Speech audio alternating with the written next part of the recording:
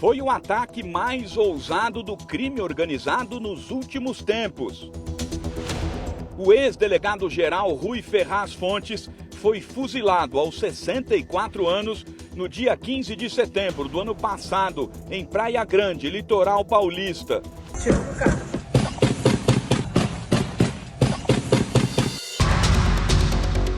A principal certeza é que foi um crime tramado por integrantes da facção Primeiro Comando da Capital, o PCC.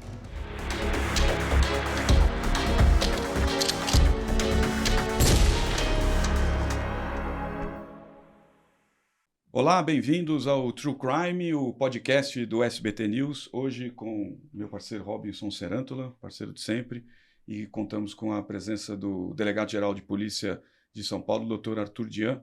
Dr. Arthur, muito obrigado pela presença. Eu que agradeço a oportunidade de estar aqui com vocês, amigos de longa data aí, né? Trabalhamos em muitos casos juntos e hoje poder estar aqui nesse programa para mim é uma honra. Doutor, caso Rui Ferraz Fontes, a primeira pergunta que eu preciso fazer para o senhor é: o senhor ocupa hoje a cadeira que foi ocupada pelo Dr. Rui e que foi representativa na história dele de combate ao crime organizado, né? Essa é, sem dúvida, acho que é a maior ação do crime organizado contra a polícia de São Paulo, o assassinato do Dr. Rui. Como é que o senhor estar hoje nessa cadeira, conheceu o Dr. Rui, trabalhou com ele e hoje tendo que enfrentar uma investigação como essa? É uma investigação complexa, né? Que desde os primeiros momentos, desde o momento que eu tomei conhecimento desse crime, né, que vitimou o Dr. Rui, esse atentado terrorista aí contra o Dr. Rui, eu mesmo fui para o local. Já diversos diretores foram para o local, não só a Polícia Territorial do DEINTER 6 de Santos, mas também DEIC, DHPP, outros departamentos para poder apoiar. E foi um simbolismo grande de um atentado contra o Estado, né? Não só contra uma pessoa, Dr. Rui, um excelente profissional, que todos conhecem, né? Todos conhecem a história do combate dele contra o crime organizado durante toda a carreira e também quando delegado-geral, né? Já tínhamos conhecimento de algumas ameaças que ele havia sofrido desde 2011, 2019.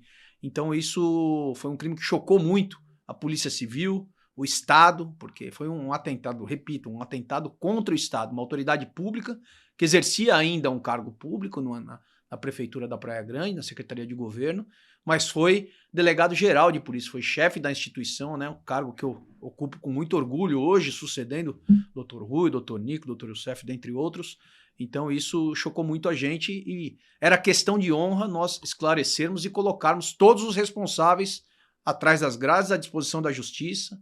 Já temos bastante identificados, mas a gente continua na investigação.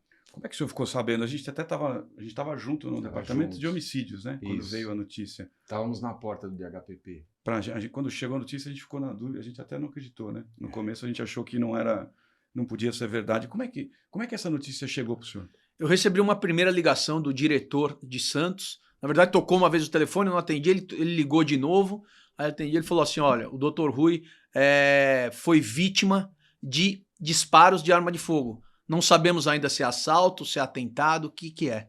E depois, na sequência, já com as imagens já chegando, né? Então a gente percebeu que de fato era um atentado contra a vida do Dr. Rui. Imediatamente eu falei para ele: ó, equipes para o local, as equipes já de pronto atendimento, e de fato eles foram muito rápidos, né? O pessoal do DEINTER 6 foi muito rápido, a Guarda Civil Metropolitana também chegou no local. Imediatamente eu deixei o que eu estava fazendo, peguei a viatura e fomos para o litoral já. Comuniquei todos do conselho, então todos foram muito solidários, os diretores dos principais departamentos da capital, já foram para o local também para que a gente pudesse já dar início às investigações, né? E tivemos ali, claro que quando você vai para o local do crime, tudo fica mais fácil, né? E essa é uma bandeira nossa. Desde o início da nossa gestão, nós procuramos atender os crimes, né? Naquele primeiro momento. Aquelas primeiras 48 horas são importantes e as primeiras horas mais importantes ainda. E foi aí que já conseguimos localizar um veículo de fuga havia sido incendiado e outro não deu tempo de incendiar. E ali nós conseguimos coletar indícios aí que foi, através desses indícios, foi possível identificar já 2 indivíduos que, de certa forma, teriam participado do crime. Não sabíamos a participação deles ainda, mas já tínhamos conhecimento de que aquele veículo que havia sido usado para a fuga dos criminosos tinha no mínimo 2 indivíduos, porque é ali que nós coletamos material. Doutor, muitas pessoas falavam, o doutor Rui não estava com o carro blindado, a arma dele estava guardada numa pochete, né? A gente até, lembra, Robson, a gente estava um dia no DHPP e o mesmo prédio da Delegacia Geral, e aí o doutor Rui chegou com aquele mesmo carro. Ele foi vítima e ele até falou, vou conversar com o Arthur e tal, a gente conversou com ele, né? Chamava a nossa atenção de que ele não demonstrava preocupação com esse risco. Talvez acho que ele nem acreditasse que fosse um risco real, né? Aliás, ele estava acompanhado do ex-prefeito, não é isso? Fala. Exatamente, aquele dia. Foi na gestão anterior na prefeitura e ele estava, acho que, com o ex-prefeito. Ele disse que ia falar com você, Arthur, que tinha que conversar algumas coisas. E a gente queria saber, do ponto de vista, doutor Rui, ele não estava mais na polícia, né? Que tipo de colaboração e de contato que vocês tinham? O Dr. Rui era um policial muito experiente, né? E a minha vida toda, nos 32 anos de polícia, 29 deles fiquei na área operacional. Então esse contato que eu tive com a investigação, com o Dr. Rui, com os outros delegados gerais em questão administrativa da Delegacia Geral, eu sempre procurava pegar experiências, pegar dicas, né, de como administrar. Então isso é um aprendizado contínuo. Então rotineiramente eu falava com o Dr. Rui, falo com o Dr. Youssef, o Dr. Nico no dia a dia, mas eu procurava conversar. Então, a cada 2, 3 meses, a gente tomava um café, batia um papo, ele me passava algumas dicas, contava um pouco de investigações, do crime organizado, né?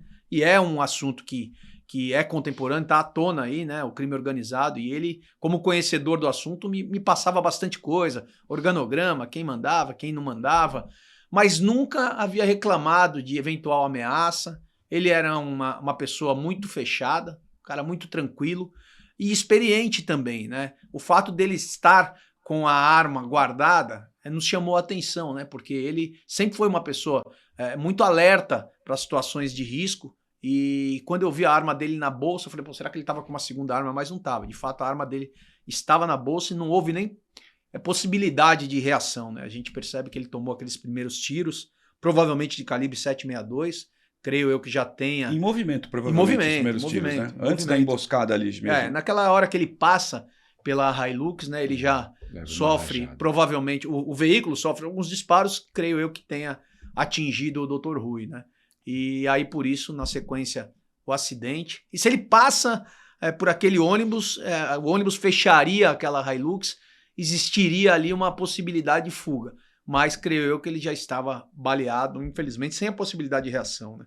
E na sequência todo mundo viu o que aconteceu. Indivíduos covardemente desceram do veículo com fuzis de assalto e efetuaram mais de 15 disparos. Eu sei que o senhor está acostumado com isso, mas como é o senhor chegar lá, num local de crime como esse, e ver o Dr. Rui, seu colega, seu amigo, né, conselheiro, um homem importante na polícia, baleado daquele jeito, naquele carro capotado? Como é que é olhar ali o corpo de um policial naquela situação? É uma situação muito triste, uma situação que fica marcado para a minha vida, porque você vê ali, né? Você olha, como você mesmo disse, é um amigo, um profissional, um delegado de polícia e um ex-delegado geral, né? Ele sentou na cadeira, ele ocupou a cadeira que eu estou ocupando hoje. Então isso aí pode acontecer comigo, pode acontecer com qualquer policial, né? Então, mais uma vez, nós temos que nos precaver, mas você olhar aquela cena, de fato, é lamentável. E ao mesmo tempo dá aquela vontade ímpar de pegar os caras, de colocar esses caras à disposição da justiça, de não deixar que esse crime passe, né, sem que tenha sido tomadas todas as providências que a gente pudesse tomar. E é isso que a gente está fazendo até hoje. Já tomamos bastante providência desde aquele dia e ainda estamos investigando e vamos pegar todos os culpados, todos os indivíduos envolvidos nesse crime. Muda a dimensão para a Polícia Civil do tamanho do crime organizado quando ele ataca a instituição dessa forma?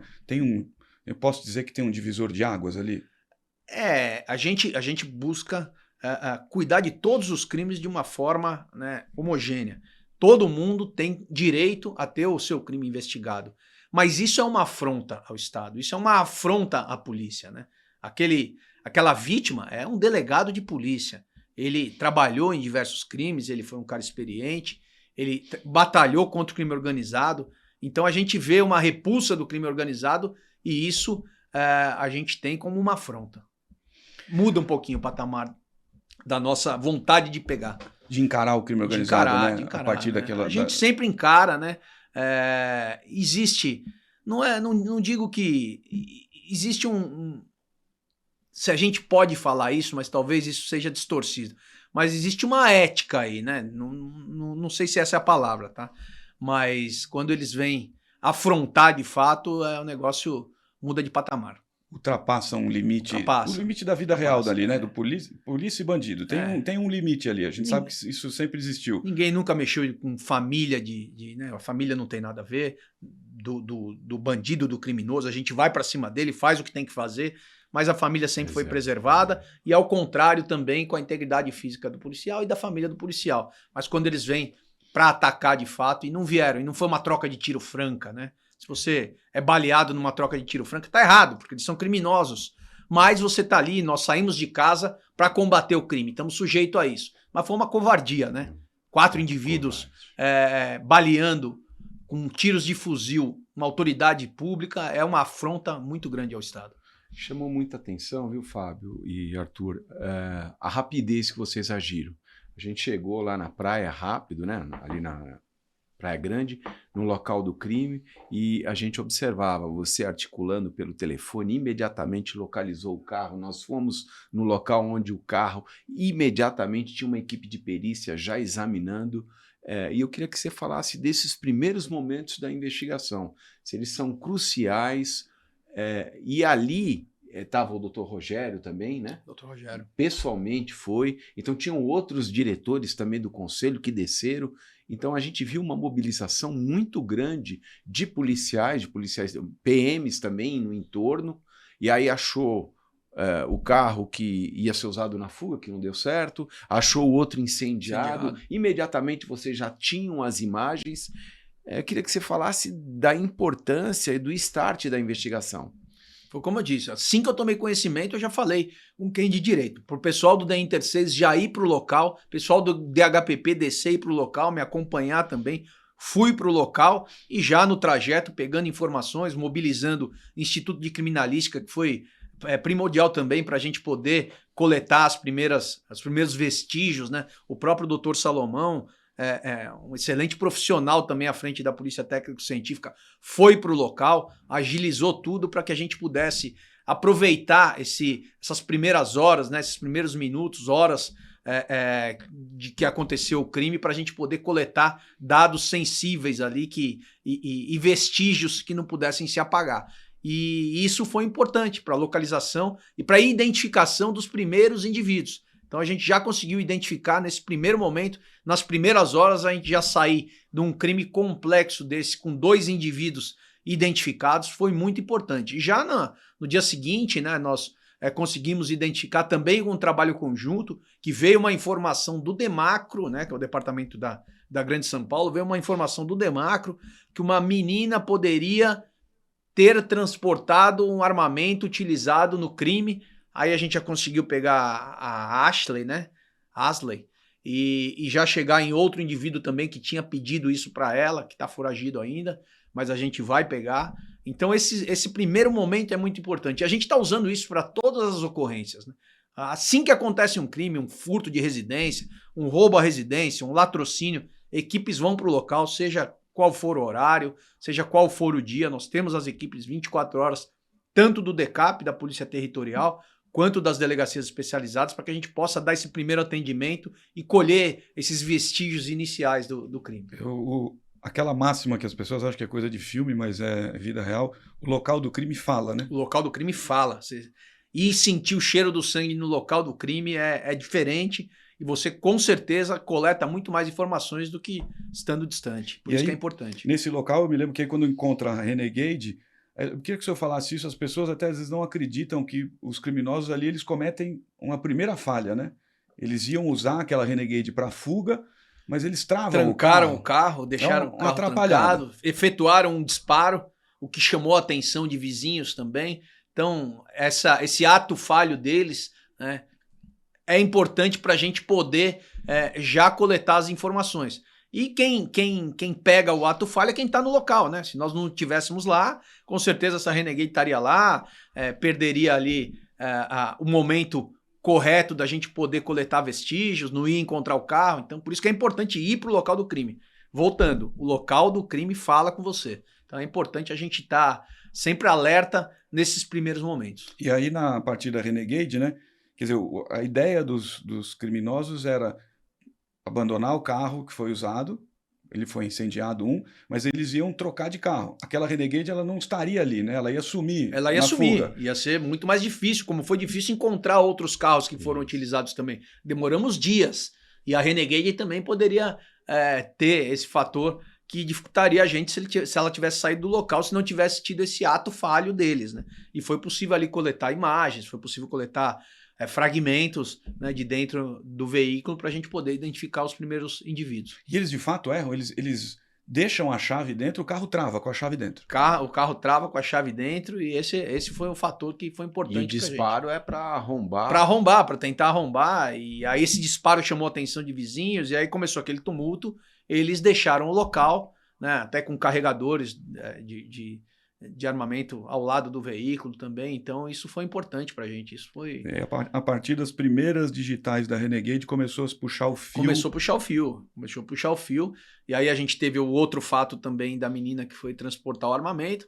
E aí essa é a parte bacana da investigação, né? Você vai fazendo a teia ali, você vai começando a unir as pontas para ver quem tem ligação com quem fala com quem.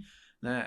É claro que às vezes determinados crimes podem eles usarem uma espécie de célula, né? Células separadas, mas em algum momento a gente vê a união ali de todos, ou um certo vínculo de todos. Elas se encontram, né? Em algum momento, mesmo que cada um tenha organizado. Sim, em algum momento se encontram. Aquela Renegade, inclusive, foi furtada já pensando nisso, né? Foi furtada pensando nisso 6 meses antes, né? 5, 6 meses antes, já com o intuito de ser utilizada para determinado crime. E isso é importante também. Por que ela foi furtada 6 meses antes, né? Eles já estavam programando alguma coisa, e aí a gente já vai passando para a motivação. Tinha alguma coisa a ver com a investigação que estava sendo feita lá na secretaria? Contra o Dr. Rui e a carreira dele, né? O tempo que ele passou na delegacia geral ou no combate ao crime organizado. Então a gente já também utiliza isso no curso da investigação, né? A gente vai ligando quando foi furtado, por quem foi furtado. É importante. Quer dizer, ainda que as ameaças sejam anteriores, né, muito antigas em relação ao Dr. Rui, a gente pode entender que esse crime foi planejado, efetivamente colocado na rua, no mínimo 6 meses antes. No mínimo 6 meses antes, porque a gente já vê atos preparatórios, como o furto desse veículo, por exemplo, né, para que fosse utilizado posteriormente nesse caso. E os aluguéis também das casas, né, das 4 casas ali, já a gente vê um tempo maior aí de... Já dá para a gente saber, por exemplo, quem seriam os mandantes do crime? O crime tem mando? O crime tem mando, com certeza o crime tem mando. A gente ainda não chegou, a gente está bem adiantado, né? Muita coisa está sob sigilo ainda, a gente está bem adiantado, mas a gente não chegou efetivamente no mandante e na motivação. Nós temos já que o crime foi cometido pelo crime organizado, né? A gente sabe que indivíduos que são faccionados, né, já tiveram passagens pela cadeia em sessões de faccionados, foi cometido por eles, mas a gente não sabe qual foi a motivação disso. Se foi da situação do Dr. Rui anterior, como delegado-geral ou delegado dos locais que ele trabalhou, ou por conta dessa participação ativa dele na Secretaria de Governo e uma eventual investigação que vinha sendo feita. Ou até mesmo um misto, né? Um policial que trabalhou contra o crime organizado, que de certa forma estava nesse momento atrapalhando o crime organizado que estava ganhando dinheiro ali. Pegando dinheiro, que estava de uma certa forma dentro da administração pública, com concessões, ou seja o que for. Então pode também vir à tona mais para frente um misto aí de motivação. Mas nesse tempo, eu me lembro que no começo da investigação era muito 50-50, né? Não estamos apostando em uma motivação ainda. Mas se fortalece um pouco mais nesse tempo uma questão ligada à carreira do Dr. Rui do que especificamente questões em Praia Grande, né? Isso se fortalece, né? Eu não sei se cabe a estatística aqui, mas agora acho que a gente está uns 60-40, né? Porque cada elemento que a gente colhe, a gente vai trazendo para dentro da investigação e vai entendendo qual seria a motivação. A gente tem um viés um pouquinho mais levado para a carreira pretérita dele. Então, E isso pode ser, vai ser constatado quando a gente fechar a investigação, né? Então é muito prematuro agora a gente falar exatamente qual é a motivação. A gente sabe que foi dentro disso, dentro dessas duas possibilidades.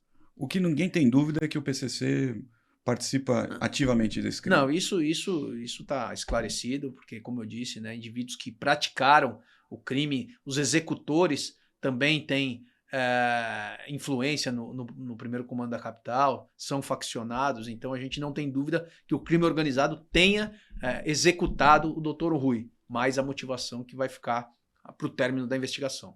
Teve uma questão dos atiradores, né? Que a gente todo mundo que viu aquela imagem, que conhecia alguma coisa, bateu o olho e falou assim, tem policial. Polícia, Porque pela forma, pela postura, e também em comparação à morte do Gritzbach, que teve policial, militar, enfim, e a forma de agir muito parecida. Isso foi uma surpresa, porque isso não tinha, em princípio não tem polícia ali na execução, são atiradores do crime organizado, novo cangaço. Do crime organizado. Bandido com treinamento tático. Exatamente isso. A gente, né, de certa forma, uma certa experiência, também olha aquilo ali num primeiro momento e fala, possivelmente é policial ou ex-policial, né, com desvio de conduta ali naquela ocasião, mas depois a gente constatou que de fato não tinha policial, que eram criminosos treinados com posições táticas ali inerentes à função de policial, né? Então, e hoje é muito simples, né? A pessoa fazer um treinamento, né? Hoje nós temos profissionais, né, tanto oriundo de Forças Armadas, da polícia, de clubes de tiro, que dão treinamentos, né? E não é difícil hoje ter um treinamento tático desse aí, uma postura tática como nós observamos na execução do Dr. Rui. Com a sua formação, você é atirador também, né, Arthur? Eu queria saber, quando você olha e vê aquela empunhadura de arma, a contenção, individualmente, aquele executor que desce, comete os disparos, o que vem na sua cabeça quando você olha? Não, no primeiro momento, sem dúvida alguma, né, policial praticando a execução. Aí a gente começa a descer a detalhes, pegar protocolos da Polícia Civil de abordagem, pegar protocolos da PM, você vai vendo alguma diferenciaçãozinha, então aí você vai descendo a detalhes, né? A forma com que eles estão ali se posicionando. Então, num primeiro momento, você acha que é policial. Depois, quando você começa a entender a forma com que eles se posicionaram, você vai vendo alguma diferençazinha da padronização das equipes de polícia que atuam hoje em dia, né? Então, a gente desce a minúcias mesmo para saber qual o protocolo de abordagem, como funciona. Então, aí a gente começa a entender, aliado à investigação, que de fato não eram policiais ali praticando, e sim criminosos treinados. Mas tinham um certo treinamento.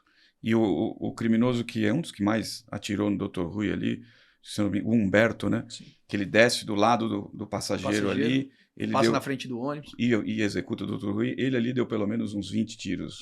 No Dr. Seguramente. Rui, né? Eu contei ali pelo menos estojos no chão ali, 16, né, de 5,56. Então, seguramente ali foram mais de 20 tiros. Quer dizer, só ele ali, né? Porque só é ele que estava com aquele calibre. Exatamente. E ele depois, ele é o único que não foi preso, porque foi morto. Ele reagiu ali a uma tentativa de prisão. Esse é o tipo de criminoso que não se entrega? Ele vai por tudo ou nada? Ele mostrou isso, né? Ele mostrou a periculosidade dele no momento do crime, a frieza no momento do crime, né? Em executar uma pessoa que estava ali em defesa, já tinha sofrido um acidente, e simplesmente ele foi e atirou sem qualquer possibilidade de reação do Dr. Rui. E no momento da prisão também, né? No momento da prisão ele filma antes. Os policiais estão chegando aqui, ele tem a frieza de filmar, isso foi pego no celular dele. E depois reage no momento em que os policiais fazem a incursão. Então é um indivíduo que não viria, como eles falam, né, não vem de pé, né? Ele vai para o confronto mesmo e graças a Deus nossos policiais saíram bem, e esse indivíduo que Quer dizer, não foi uma reação instintiva ali do chute na porta. Ele viu que os policiais estavam chegando e se preparou para o combate. Ele se preparou e estava armado e foi para o combate contra os policiais. Ele não pestanejou ali para poder ir para cima dos policiais e tentar tirar a vida dos policiais que estavam preparados para o confronto ali e conseguiram neutralizar. E tecnicamente falando, pensando na investigação, era importante a prisão, né? A Muito polícia estava importante, interessada em muito ver o que ele tem importante. para dizer. O nosso intuito é sempre prender, né? A Polícia Judiciária tem que prender para colher elementos, né? Para entrevistar a pessoa, para pegar qual é o vínculo dela com A, B, C ou D. Então, para a gente sempre prender é a melhor solução, mas o confronto sempre parte primeiro do bandido, né? E ele optou pelo confronto. Então, ele que optou para a forma como ele viria, ou preso ou morto. Ele optou por vir morto. Esse Humberto, ele em princípio era pelo menos até esse momento, era o mais agressivo ali dos identificados. Ele é um dos mais agressivos. O Luiz também tem um histórico de agressividade grande aí, de periculosidade grande, mas o Humberto era seguramente um dos mais perigosos, aí, dos indivíduos mais perigosos de todos os identificados.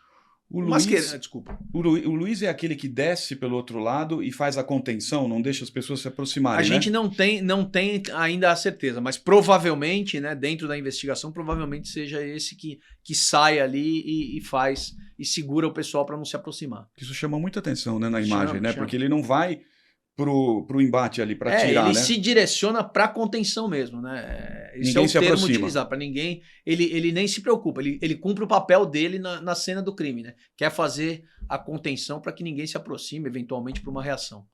Uma coisa que chamou muita atenção da gente, né, Robson, quando a gente viu a imagem, o motorista ali, né?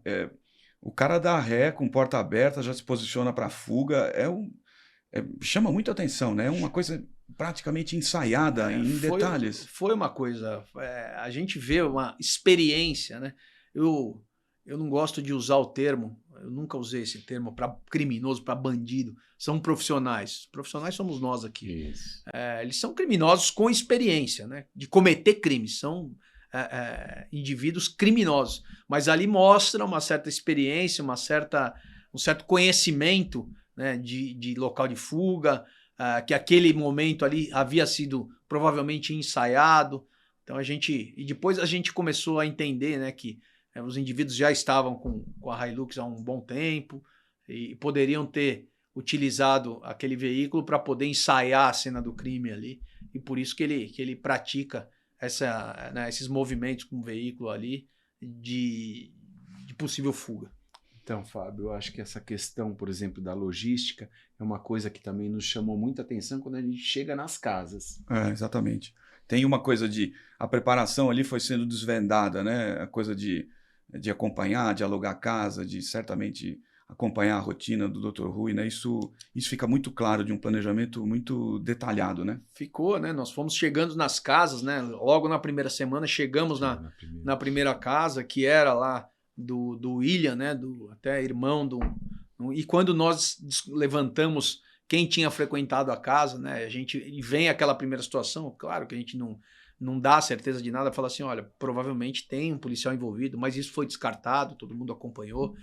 Foi uma fatalidade o policial estar lá e o irmão dele ser um criminoso. Isso acontece.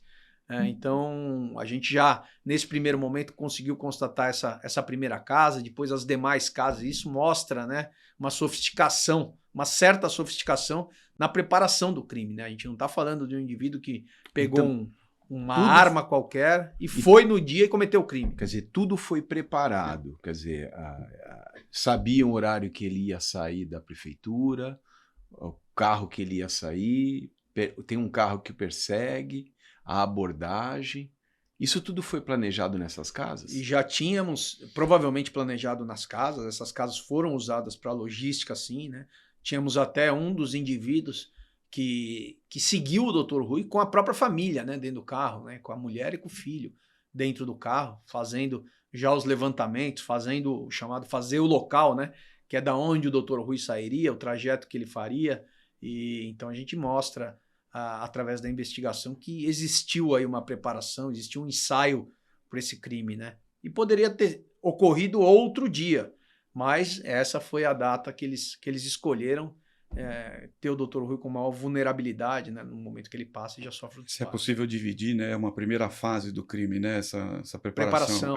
Preparação. A gente estava falando, né, doutor Arthur, dessa primeira fase aí, se a gente pode dizer assim, da morte do Dr. Rui, esse planejamento, né? Quer dizer, ele foi monitorado, seguido durante muito tempo e teve criminoso que seguiu o Dr. Rui com a família junto. No decorrer da investigação, a gente percebe, né, toda essa fase de planejamento aí de mais de 6 meses, desde o furto dos veículos até os indivíduos que participaram do crime de alguma forma, que seguiram ele, né? Seguiram os passos do Dr. Rui, o caminho que ele fazia, né, o local que ele trabalhava, e para isso utilizaram de artifícios para poder se camuflar ali, que é segui-lo com a família dentro do carro. Um dos criminosos estava com a família, mulher e filho dentro do carro, veio para São Paulo, desceu para que ninguém desconfiasse, né? E a gente, de fato, não desconfia, né? Claro que a gente tem que estar atento a tudo, mas quando tem uma família no carro de trás, num veículo comum, você não desconfia, né? Numa cidade de praia Uma cidade de ainda, praia, exatamente. não Uma vai... cidade Não, litorânea. certamente o Dr. Rui desconfiaria se tivesse alguém seguindo, sozinho, duas pessoas, mas nunca Ele ia era desconfiar. bem atento. O Dr. Rui, como eu disse anteriormente, era um cara experiente, né? Mas dessa forma fica mais difícil, né? E aí essa logística, a investigação prova a questão que essa logística ela tinha uma organização territorial, né? Tinha casa próximo do local da emboscada, tinha casa em outras cidades um pouco mais distantes, acho que para eles até guardarem os carros. Isso foi tudo de caso pensado. Caso pensado, e a gente depois consegue colocar em cada residência, né, indivíduos que participaram do delito, né? Então eles de fato planejaram isso. O local das residências, como você disse, uma mais próxima, outra mais distante, para que os veículos ficassem guardados, para que eles tivessem um local eventualmente de fuga ou um local para se reunir antes e ir para a cena do crime. Então foi tudo muito bem pensado, muito bem programado, com bastante tempo de antecedência. Eu lhe pergunto a importância cada vez mais clara desse trabalho técnico, né, da Polícia Judiciária, porque é difícil a gente falar em esclarecer um caso como esse sem a prova técnica, né? O rastro que o criminoso deixa, digital, o material genético que ele nem sabe que deixa para trás, nem tem como controlar isso. Não existiria hoje uma investigação desse porte, num caso desse, sem a parte técnica, né? Não, nos últimos anos a gente aprimorou muito a questão da perícia, a questão das provas técnicas, né? Essas são as provas mais contundentes para um caso, né? A testemunha é importante, mas a testemunha a gente diz que é a prostituta das provas, né? Isso no direito penal. Então, com provas técnicas, de fato, a gente melhora muito a qualidade da investigação e fica praticamente incontestável. Algumas coisas ficam incontestáveis. Você consegue colocar indivíduos na cena do crime, você consegue fazer trajetos de pessoas. Então, a perícia e a tecnologia nos auxiliou bastante. Claro que a tecnologia auxilia também os criminosos, mas a gente também usa para o nosso lado e isso, de fato, melhora muito a qualidade da investigação. As casas ali, né? A gente teve em 2 casas, né, Robson? A gente entrou nas casas depois que a polícia descobriu e fez as perícias e tal. Servia como quartel mesmo? Eles se reuniam e dali eles cumpriam as missões? Estou hipoteticamente falando, precisa seguir, precisa monitorar, precisa ver que horas ele sai. Era isso mesmo? Era quartel do crime? Foi comprovada a utilização das 4 casas, né, para a logística do crime, né? Até um indivíduo disse que foi, na sequência, ele foi para casa para poder defumar a casa, para poder fazer uma reza na casa. Então, são as desculpas mais esdrúxulas, né? Mas, de fato, a gente constatou que ela foi utilizada para logística do crime. Por isso que os indivíduos ligados às residências tiveram as prisões decretadas. O que chama muita atenção, nós chegamos imediatamente depois que a polícia saiu em uma das casas, né? As portas entortadas, né, doutor Arthur? As portas de ferro, tudo, Robson, os batentes, tudo arrebentado. O que acontece? Infelizmente, a gente tem que transpor obstáculos para poder cumprir a nossa função, né? E com os mandados de busca, se a gente tem dificuldade, nós utilizamos os materiais de arrombamento para a gente poder efetuar a incursão e lá dentro colher, né, o que é necessário para a investigação. É o chamado efeito colateral, né? A porta a não primeira. Tem uma porta que não fica uma porta de pé. As portas reclamam um pouquinho às vezes, né? Mas a gente tem que, às vezes, transpor obstáculos aí para a gente poder fazer a incursão, casas que não tem ninguém, ou mesmo que tenha alguém que a gente tenha que utilizar o efeito surpresa, né? Isso tudo faz parte, né? A gente faz uma brincadeira, mas faz parte da técnica de invasão. A gente tem uma técnica para isso e tem que transpor o obstáculo para fazer a incursão com rapidez e não deixar, se tem um indivíduo lá dentro, para que ele não utilize os vestígios. Até porque quando vai invadir uma casa dessa que foi usada, nada impede de ter alguém lá com um fuzil, por exemplo. Né? Como o Humberto estava no Paraná quando foi capturado. Né? Houve uma incursão, ele reagiu, mas graças à rápida incursão, também teve que efetuar o arrombamento do obstáculo, e aí ele atirou contra a equipe. Então, se a equipe não é rápida nesse momento, pode estar ali num local de vulnerabilidade, embaixo da porta ainda, por isso que a gente tem que ser muito rápido. E, doutor, portas à parte, as casas elas foram usadas antes e depois, né? Porque a investigação mostra que depois de executar o doutor Rui, algumas dessas casas foram usadas para abandonar o armamento. Deixa o armamento ali, guarda, para os criminosos fugirem ali do local, né? A gente tem como exemplo a primeira casa, né, onde a menina foi buscar um dos fuzis utilizados na cena do crime. Então ela, foi como você falou, a casa é utilizada para toda a logística, tanto para preparação como também para dispersão. Então é por isso que é importante a gente ter esse vínculo de todas as pessoas que passaram por aquelas casas, né? E foi possível constatar através de perícia, mais uma vez, das pessoas ou da maioria das pessoas que tenham passado por essas casas. Aproveitar, vamos falar da única mulher presa, né? A moça que foi buscar a arma. Aí eu queria que o senhor me convencesse, assim, a minha opinião como jornalista, acho que o Robson concorda comigo. Então essa moça, ela vai buscar uma arma, ela sabe que é uma arma, é um fuzil, ela viu que tinham matado o delegado-geral, ela pega a arma, ela traz, ela devolve para o criminoso, provavelmente um dos atiradores do Dr. Rui, ela vai presa e aí ela não fica presa. Ela está respondendo ao processo em liberdade, supostamente de tornozeleira. Como é que a gente diz para o cidadão, olha a justiça sendo feita? Qual é essa valoração numa situação dessa? É difícil, Fábio.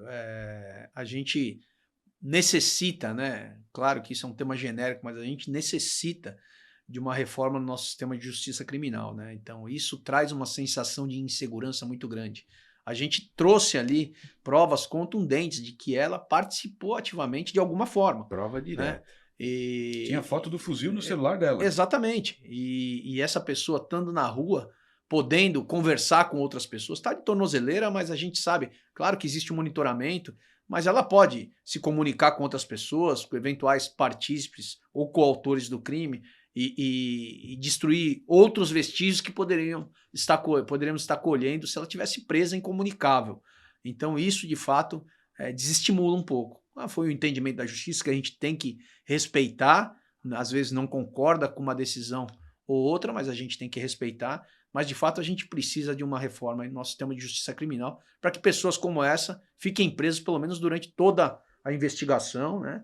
E depois que mantenha-se a prisão através da preventiva e a condenação futura. Porque a resposta é muito ruim, né? Na prática, né? A gente está falando de um crime muito grave, né? A gente fala de um atentado terrorista, né? A gente vê a cena de um atentado terrorista, né? Então a gente ter uma pessoa dessa que participou ativamente, que pegou aquela arma, que matou um delegado de polícia e levou para um dos coautores ali, que foi um dos executores. Então ela fez de sã consciência, né? Ela sabia, como você disse, um crime amplamente divulgado, que no dia seguinte ela recebe a missão, né, de ir até o litoral, pegar um carro, ir até o litoral, pegar o pacote, que ela sabia que tinha uma arma, devolver para a pessoa. Então ela está ativamente participando. Então essa pessoa não devia estar na rua, né? Infelizmente ela está solta aí.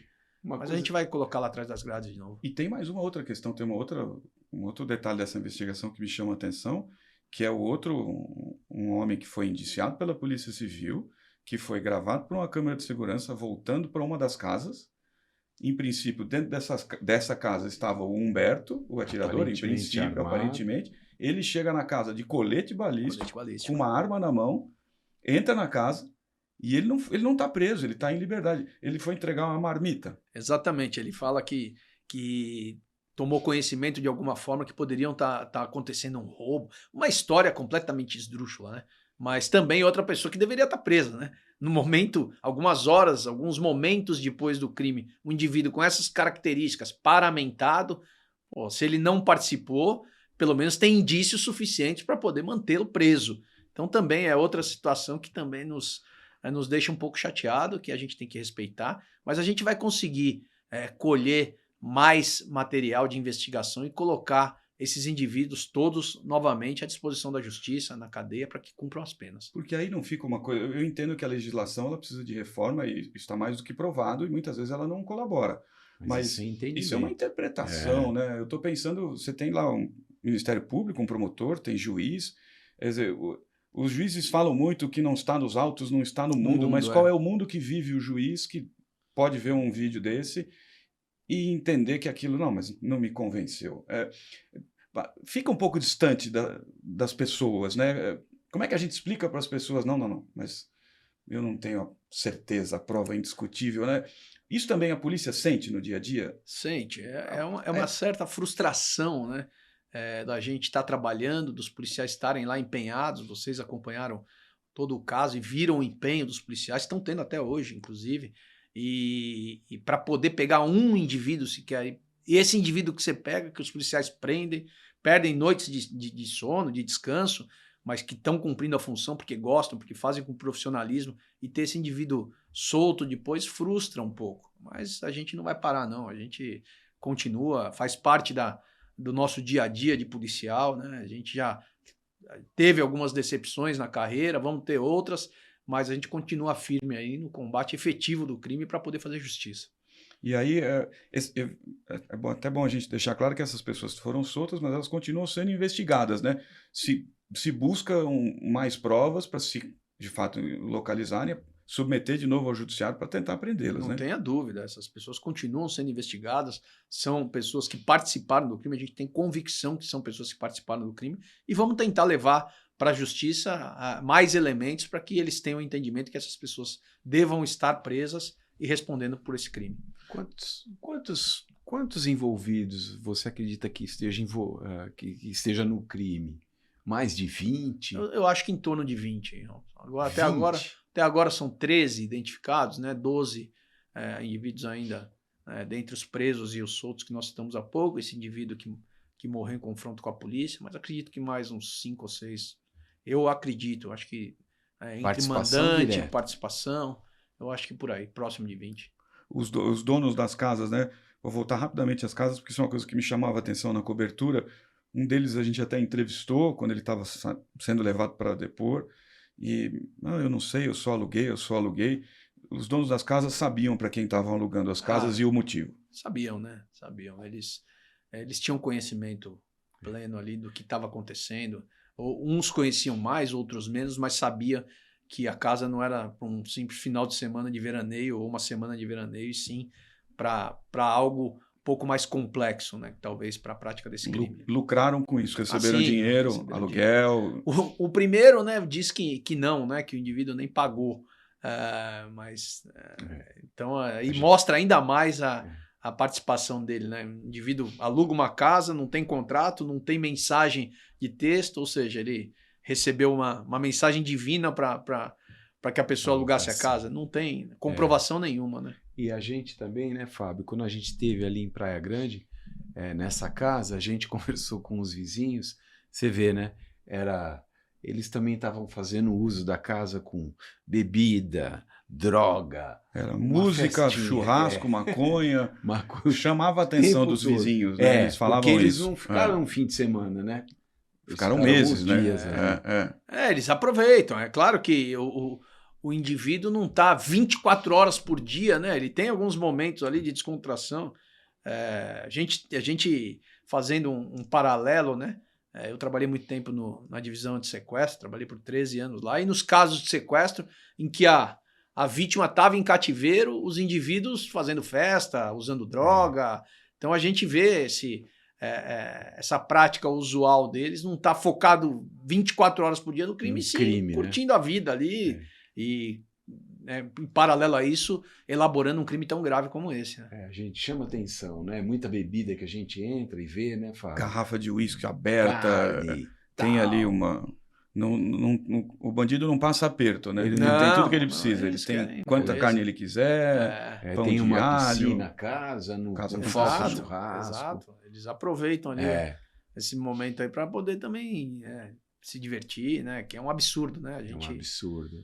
Cometendo um crime dessa magnitude aí, aproveitando para se divertir. Arthur, falando pensando na questão do mando, também é a vida como ela é, né? A gente não é uma questão da prova do inquérito, mas a vida como ela é. O senhor sabe, né, melhor do que ninguém, o crime organizado está envolvido nesse crime, certamente participa diretamente do mando, está ligado ao motivo, e a gente sabe como o PCC funciona em São Paulo, né? Ele tem lá os torres regionais, Sintonia restrita. sintonia e tal.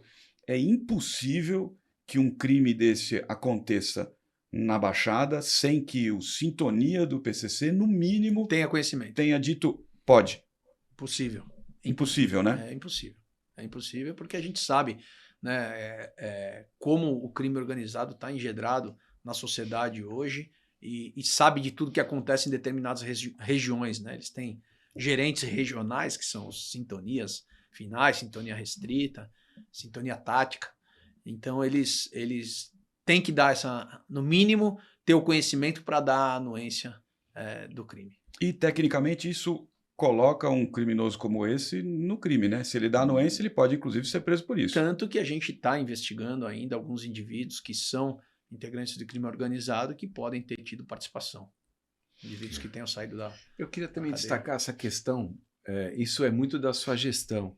A questão, por exemplo, da integração, força-tarefa.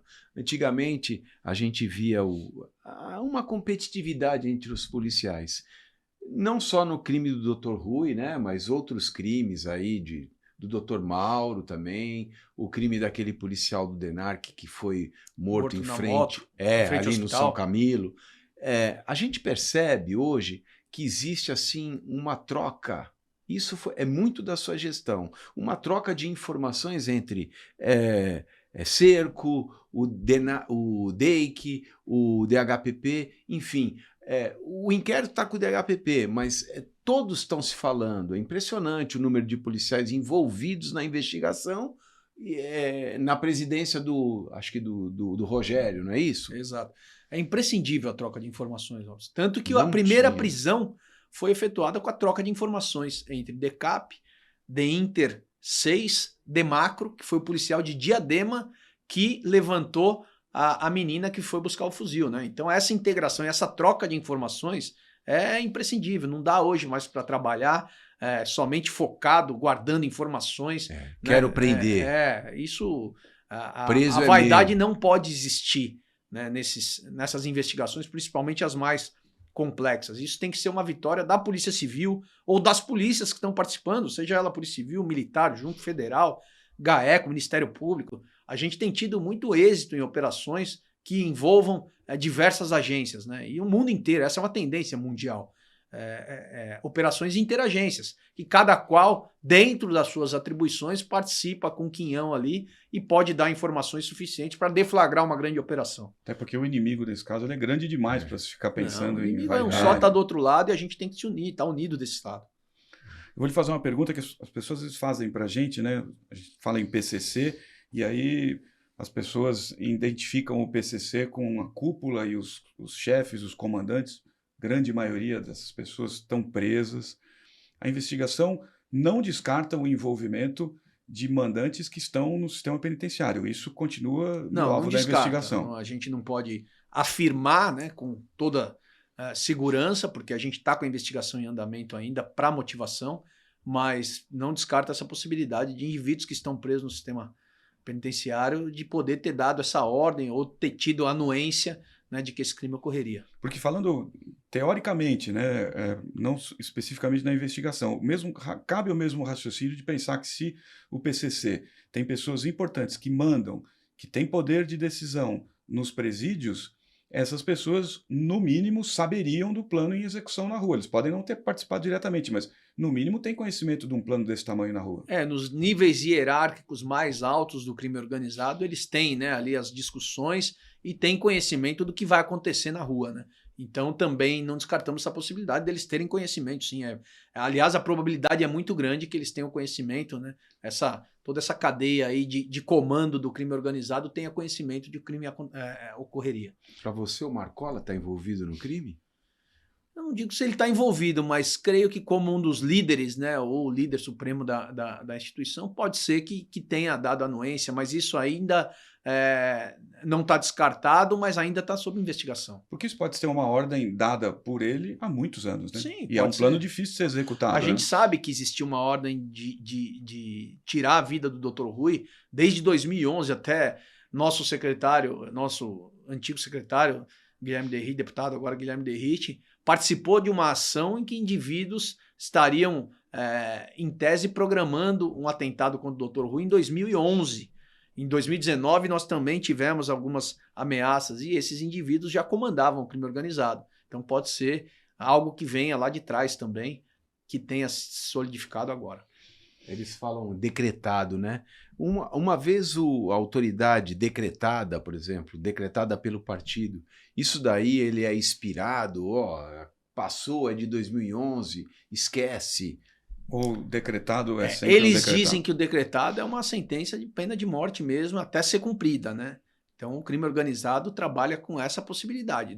Decretou o indivíduo até qualquer ordem contrária, aquele indivíduo é para ser morto, né? Nós temos algumas autoridades decretadas, né, hoje, e que têm toda a cautela, né, que tomam cuidado, mas o decretado mesmo, independente do tempo, em algum momento pode acontecer. Por isso que a gente tem que estar em guarda alta sempre. Não pode relaxar nunca mais, né? Não, isso não faz parte do nosso dia a dia. A gente não pode se dar o luxo de relaxar nunca. Doutor, eu quero agradecer a sua presença. É muito importante, acho que, né, Robson, acho que a principal mensagem aqui é de que Dr. Rui foi assassinado, mas essa é uma guerra que está longe de acabar, né? É o poder público contra o crime organizado em esferas muito acima, inclusive muito maiores. É uma guerra longa, né? É uma guerra longa. A gente está combatendo efetivamente o crime organizado, a asfixia financeira, a asfixia operacional.